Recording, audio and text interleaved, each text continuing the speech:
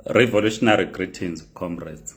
We hope you are okay. Thank you for joining us in our weekly Facebook political discussion. We continue discussing the 2030 agenda. For those who are not familiar with the 2030 agenda, it is about extending the term of office for President Emerson Mnangagwa and the Parliament from to 2030 to 2030, meaning avoiding an election in 2028. The Zimbabwean Constitution provides for an election after every 5 years. You know that from 1996, the presidential elections were held separately from parliamentary elections. In fact, in 1980, we held parliamentary elections. There was no presidential election because the president was ceremonial at the time. President Banana was appointed. So voters would elect members of parliament. Then the leader of the party that would have won the majority seats will then elect the prime minister. This happened in 1980, 1985. Then in 1990, after the signing of the Unitary Code on the 22nd of December 1987, and the creation of the executive presidency meant that the president was then elected separately. Zimbabwe became one constituency to elect the president. That was done in 1990, the general elections. When parliamentary elections were held in 1995, the constitution had been amended that the term of office for the president was 6 years, was then elected in 1996. Then we all know that in 2008, then 1996, then we had parliamentary elections in 2000, then presidential elections in 2002.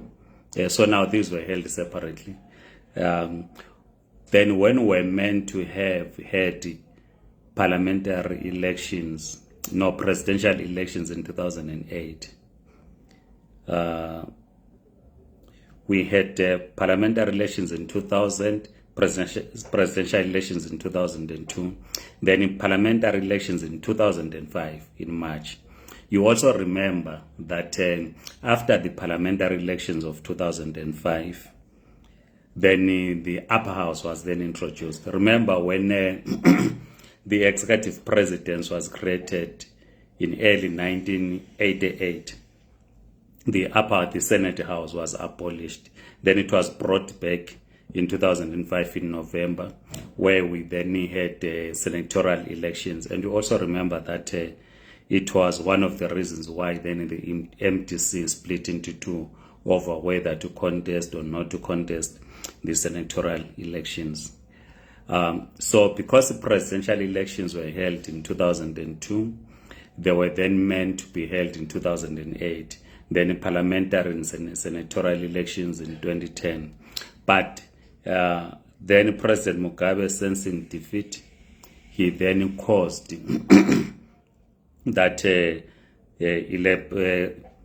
harmonized elections to be held in 2008. Also remember what was known as the Kariba draft constitution.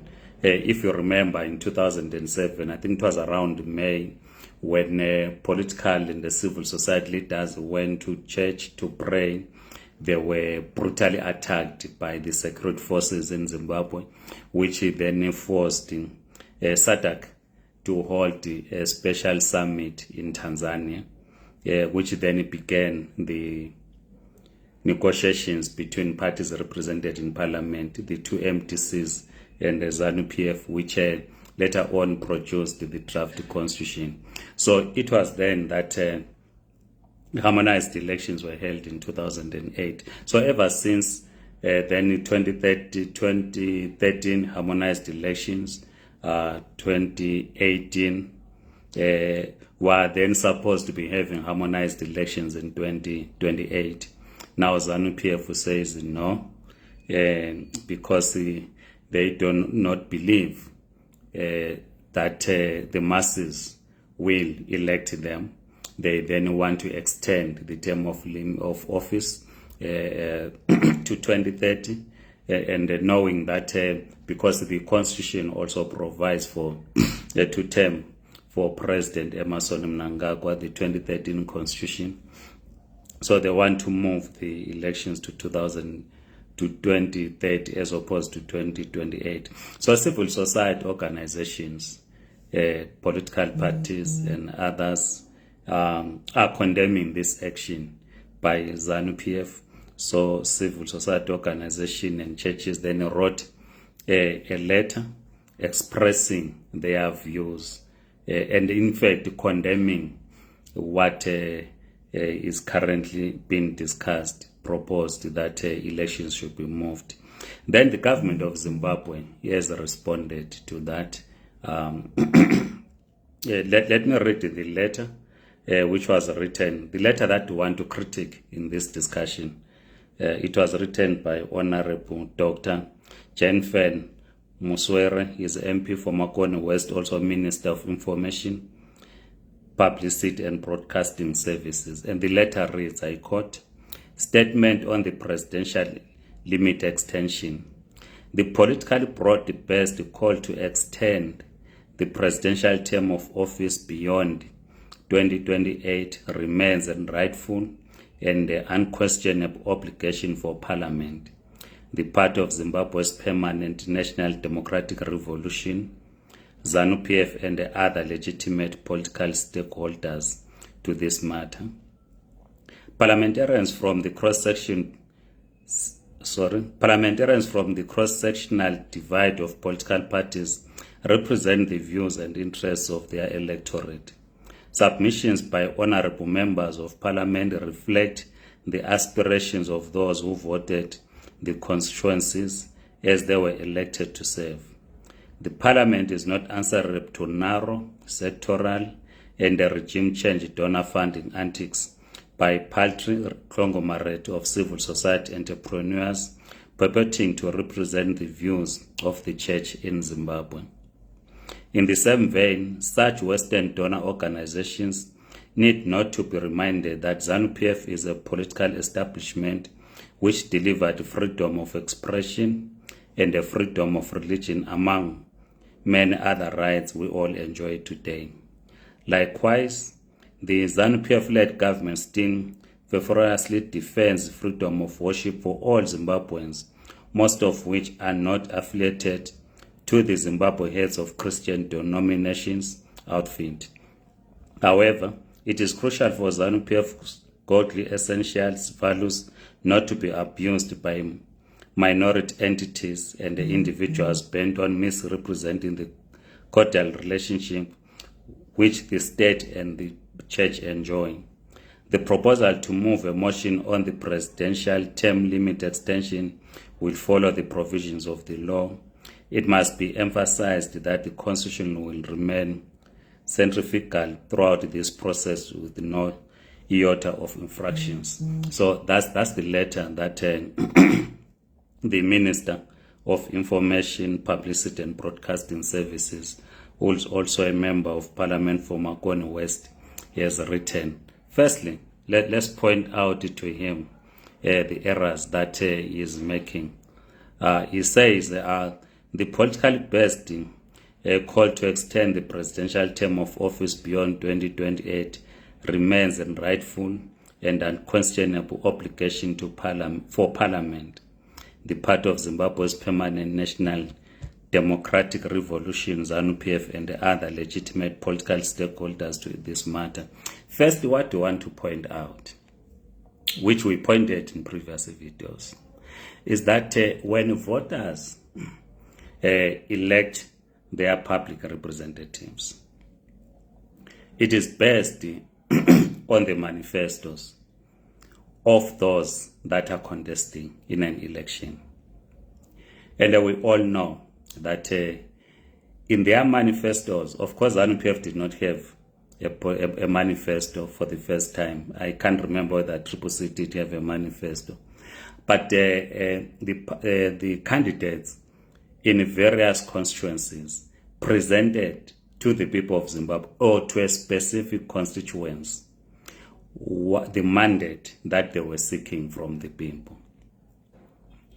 One issue which was not on the table in the 2023 elections was to extend the lifespan of the Zimbabwean parliament.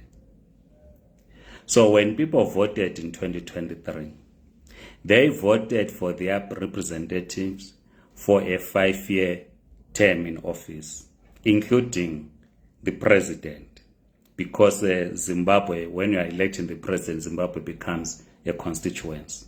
So this was not on the agenda. Because this was not on the agenda, it therefore means that the people themselves should be consulted. It should not be taken that if a particular member of parliament raises or proposes the amendment to the constitution to extend the term of limit or the lifespan of parliament and of the presidents, it should not be taken as coming from the people. We said in the previous video that parliament does not represent the working class and the peasantry. But let us assume that indeed parliamentarians represent their constituencies. What is clear is that there was no consultation in any constituency with the voters on the question of extending the elections from 2028 to 2030. Professor Love Momaduk and the other legal gurus have already dealt with the legal questions around the attempt to amend the constitution. So I will not get into the legal arguments, but I want to deal with the political arguments only. So it is therefore wrong for the minister then to suggest that simply because the 210 elected members of parliament plus those that represent women, youth, including senators, therefore whatever they pass represents the will of the people. It is not correct, because there's never been a discussion to extend the lifespan of parliament. The only discussion took place inside the ZANU-PF at the ZANU-PF conference in 2024 in October, where a resolution was passed. But when that resolution was being read by Patrick Chinamasa, he said that President Mnangagwa was against.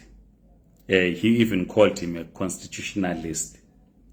So what the minister is then raising is wrong, is misleading. Second point, ZANU-PF as a political entity, where he says the part of Zimbabwe's permanent national democratic revolution. ZANU-PF is a reactionary former liberation movement. So ZANU-PF and the national democratic revolution agenda, they are poles apart. Because ZANU-PF was created by imperialist forces in 1963, it has never been revolutionary. It is a reactionary political movement. They use the term, because ZANU-PF, if you watch the clip by Jonas Savimbi, the late Jonas Savimbi of Angola, he points out in that clip that is Savimbi UNITA, which was reactionary, established by imperialist forces, ZANU and others. They were working together. And we have said previously that ZANU gets established in 1963 to curtail the influence of the USSR, Cuba, and other socialist blocs in this part of the world, particularly in Zimbabwe. This is why ZAP was split in 1963 to create a reactionary movement called ZANU. So ZANU-PF has never been democratic. So we cannot therefore be misled by the Minister of Information, Publicity and Broadcasting Services, Muswere, to say that ZANU-PF is a party of a national democratic revolution. It is not. It is a reactionary movement. And we want to also emphasize, to point out why we are saying it is a reactionary movement. A party for national democratic revolution cannot commit a genocide against its own people. It cannot be. You can't say you are Pan-Africanist. You are driven by the agenda of the national democratic revolution. When you come to power, the first thing you do is to commit a genocide.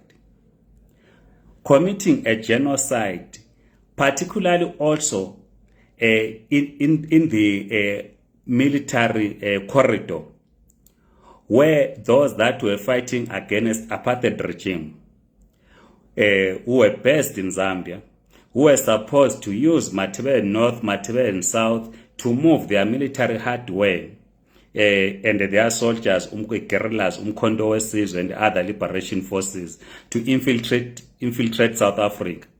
You then deploy a 5th Brigade in that corridor, arrest members of the ANC, right?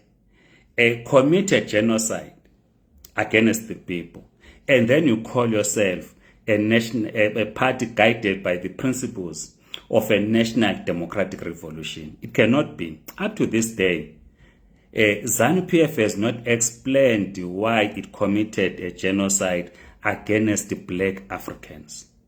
So the minister cannot then argue and say that ZANU-PF, as a part of national liberation, which of course is misleading, is carrying a revolutionary agenda to extend the term of office of the president of that of parliament. It is nothing revolutionary, because Zimbabwe, in class terms today, Zimbabwe is a deep state, right?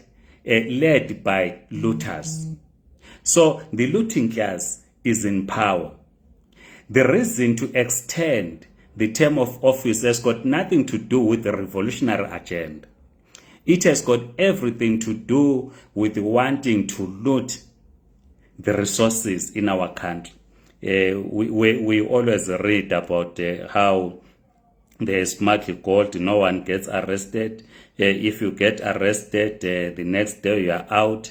We know how they looted diamonds in Chiazwa, no one got arrested. We know how they looted diamonds in the Democratic Republic of Congo, nothing was done. We know how they've looted the Reserve Bank of Zimbabwe, creating Ospateleni, to an extent that even today we do not have a currency of our own. So it is the agenda of the looting class to extend the term of office. It's got nothing to do with the revolutionary agenda. As I move to conclusion, the minister also uses a tired accusation directed at civil society, where he speaks of a regime change agenda, that those that oppose ZANU-PF, to them, are sponsored by imperialist forces. These are they are agents of imperialist forces seeking to carry out a regime change agenda. That has been what ZANU-PF has been saying since 2000. This is a tired argument. What the church is raising, the church says the people of Zimbabwe went to an election in 2023, elected public representatives for a term of 5 years. If the public representatives did well in their constituencies, this is what the church is saying, let them come and account to the people in 2028, and the people will re-elect them. That's basically what they are saying. That's what the church is saying. The church does not say there must be the regime must be removed. It's not calling for that. The church simply says the people of Zimbabwe elected their representatives for 5-year period term of office, and if each member of parliament is doing what they were elected to do, they must not fear to face people in an election. Full stop. That's the position of the church in Zimbabwe. The second position of the church in Zimbabwe, which has got no relationship with the regime change agenda, the church is saying, if ZANU-PF, which the minister here, the argument that it advances, if ZANU-PF is a party that is carrying out the agenda for a national democratic revolution, that of course becomes an institution. The church says this institution called the ZANU-PF, if it is indeed revolutionary, it ought to produce another leader who will lead the revolutionary agenda beyond the term of office of one Emmerson Mnangagwa. It should not be an individual, but it must be an institution. That's what the church in Zimbabwe is simply saying. So to then attack the Zimbabwean church and say that because the Zimbabwean church says the people elected the public representatives for a period of 5 years, and they must account to their constituencies, and if they did well in their political and economic work, in their constituency developmental agenda, legislative work, they will be re-elected. But you must give the people a chance to re-elect them in 2028. And the church says, if indeed ZANU-PF is revolutionary, let another leader continue with the work that ZANU-PF-led government is doing. It should not be that a revolutionary party is running short of leaders. As I conclude, I grew up in the Brethren in Christ Church. I became a member in 1985. One thing that the Brethren in Christ Church does, which is very democratic, is that the Brethren in Christ Church has its constitution. The bishop, who is the head of the church, serves for a 2-term. Since 1985, I became a member of the Brethren in Christ Church. There has never been an incident where the church says we are running short of leaders. Let us keep the bishop in office beyond their 2 terms, because if we let the bishop go, elect another leader, we will not implement or continue with the mandate of the church. The church doesn't do that, because the church understands, right, that one of the things that an institution must do is to reproduce itself, to produce leaders, right? So if ZANU-PF as an institution is democratic, is revolutionary, it should not have problems in reproducing leaders that will carry out the revolutionary agenda that ZANU-PF is advancing. But when you then argue and say, no, if we do not have elections in 2020, if we have elections in 2028, Emerson Mnangagwa he does not go back into office, all the developmental agendas, warawara, they will suffer, will not be able to continue. I mean, all of us were seeing what is happening. It's raining. Those narrow bridges, they are collapsing every day. We see the potholes all over. We see young people flocking Zimbabwe, bringing pressure to South Africa. I mean, if you walk in Hebrew, you'll be ashamed. Young people who are not documented, who are running from Zimbabwe, then we want to mislead the people of Zimbabwe and say that ZANU-PF is carrying out a revolutionary agenda. Mnangagwa must be awarded a third term. If it is not a third term, Mnangagwa must be president up to 2030. And they have captured some in the opposition who then support this nonsense, which all of us as the people of Zimbabwe must reject. Thanks, comrades, for joining. Please write in the comment section. We will try our level best to read your comments. Otherwise, Amandla, comrades.